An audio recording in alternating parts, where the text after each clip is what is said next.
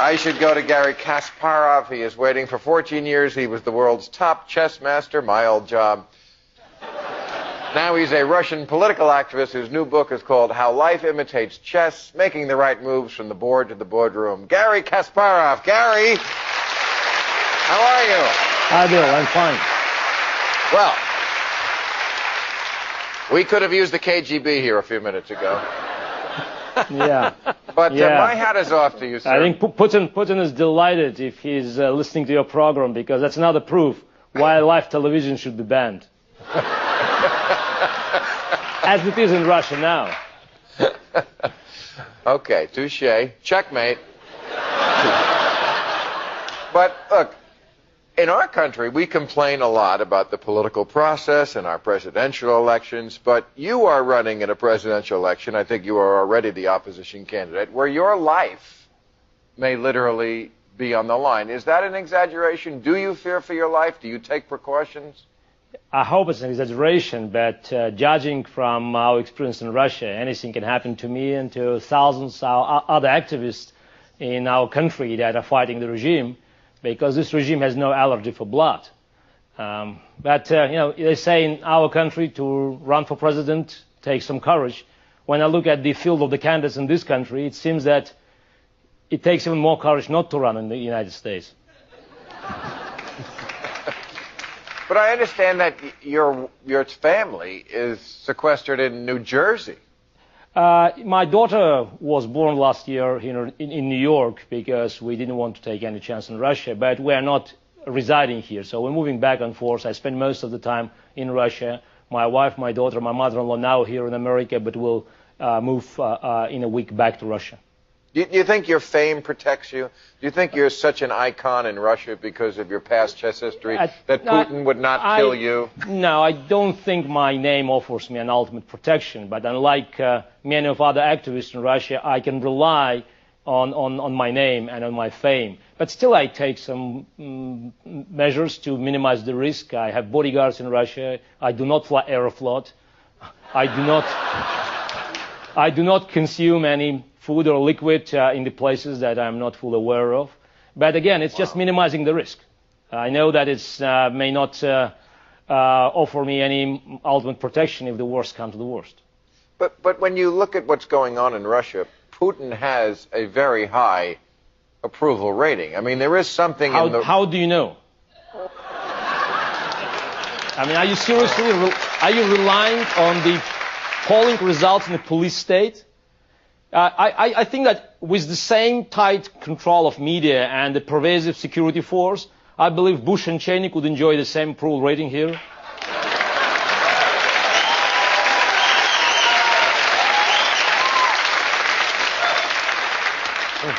Checkmate to me.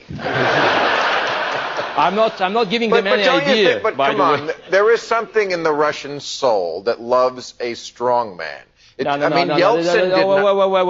This is total nonsense. You know, it's refuted by history. If you look, for instance, at two Koreas, you have North Korea is just one big concentration camp, and South Korea, it's a flourishing market economy and democracy, and it's the same people.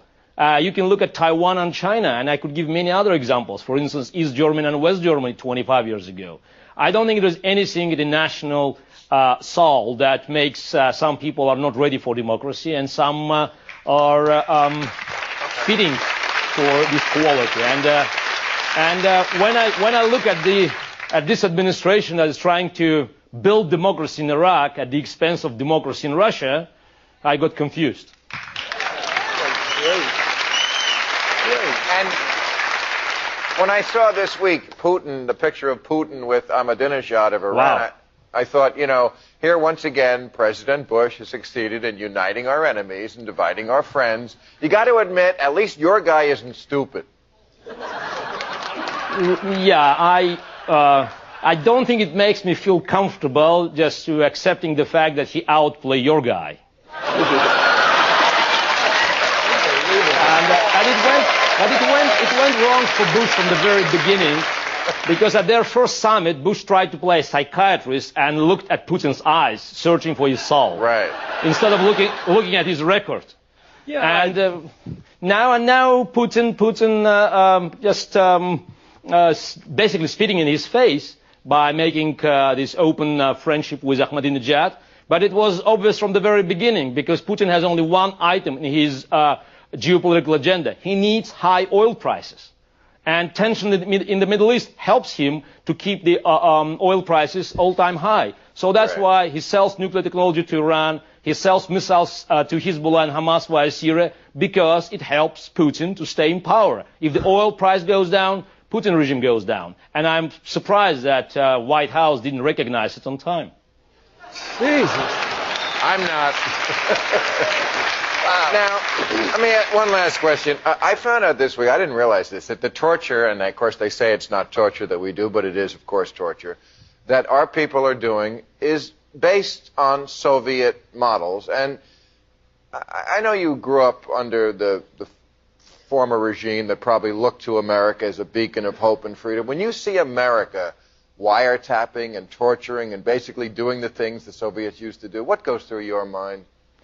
Look, I don't think it's about sad events that you just described, because I think that America had sad stories in the past as well. But in the 70s and 80s, America looked as a hope for oppressed people in the communist world, while now America that is applying double standards to different countries in the world lost its credibility. And that's bad news for all of us, because it was a stronghold for democracy. And now it's just a country which, according to many, is using democracy as a geopolitical tool to promote its own interest, which is working against us in Russia and elsewhere. All right, chess master, I give. You win. Thank you. Gary Kasparov. Very interesting. He's something, huh? He's great. He is great. Why can't he run in the Iowa? He ought to be, you ever get the feeling that they're playing chess and we're playing checkers? Yeah. They are so far, he's so far beyond. I was sophisticated, and this audience was listening to every word. Our guys never get to that level of sophistication. Right. They talk down to us. Right. You got to follow a guy like him, because you want to. And he has to fight just to run, not just to win. And he's thinking in Russian. He's thinking in Russian and talking to us in another language. Imagine one of our guys talking in a foreign language at that level of sophistication. No, not on your show.